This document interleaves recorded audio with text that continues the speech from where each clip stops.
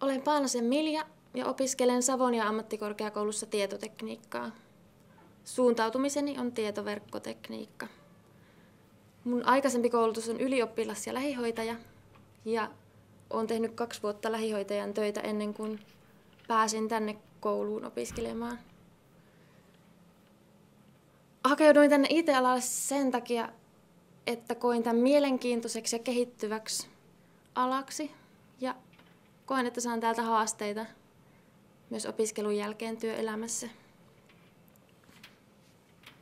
Täällä Savonian ammattikorkeakoulussa opiskelu on ollut tosi mukavaa ja mielenkiintoista.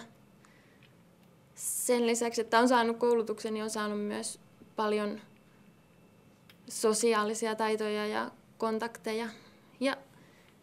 Ja osittain tämän oppilaitoksen ansiosta pääsin myös tuonne TeliaSoneralle kesätöihin.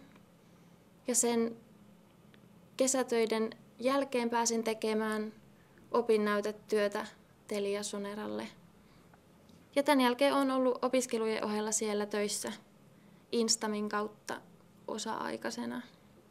Ja toivon, että pääsen tulevaisuudessa myös töihin johonkin suureen IT-firmaan.